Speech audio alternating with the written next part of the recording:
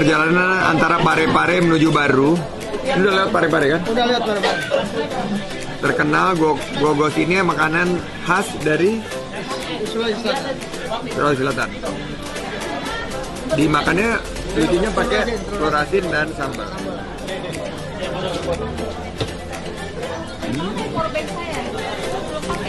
Gimana rasanya? Rasanya kayak lemper. Iya. Cuma dia berasnya kan ketan. Rasanya kayak telur asin.